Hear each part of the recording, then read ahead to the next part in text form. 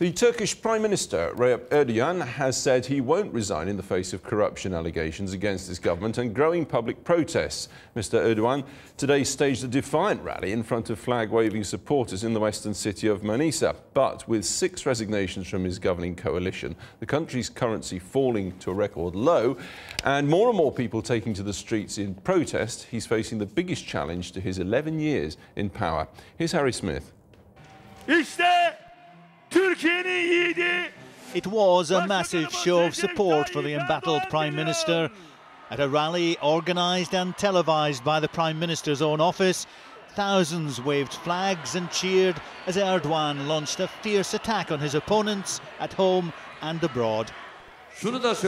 Propaganda has been launched against us. There is a gang, a cabal organising within the state. But if this event left the country in no doubt that he still enjoys strong support, what happened on the streets the night before reminded everyone that opposition is growing. Angry crowds attempted to march on Taksim Square, the symbolic heart of anti-Erdogan protest.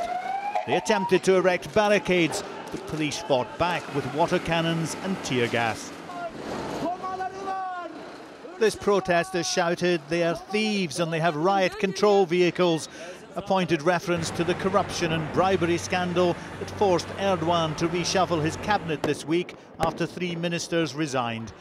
There are widespread accusations that the government is trying to cover up the scandal and hinder the police investigation.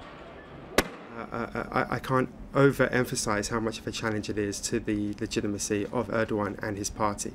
His party, the Justice and Development Party, also known as the AKP, or the AK Party, AK meaning clean, came into power, has been unprecedentedly popular, partially because it came with an anti-corruption platform.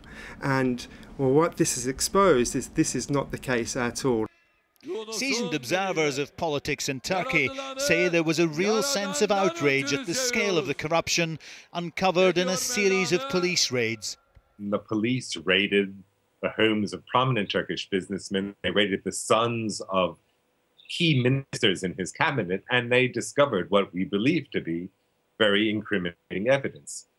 The son of the Minister of the Interior had safe deposit boxes with enough cash that he needed a cash counting machine to keep track of it all. The head of a state-controlled bank had $4.5 million in shoeboxes in his study. The anger has been fueled by official attempts to suppress any discussion of the corruption. Turkey jails more journalists than any other country. This game show was even taken off the air because the quizmaster repeatedly asked one contestant what the common word was for someone who takes bribes. Prime Minister Erdogan now faces much tougher questions. His reputation as the man who would clean up Turkish politics is now on the line. So too his ability to lead the country into a new place in Europe and the world.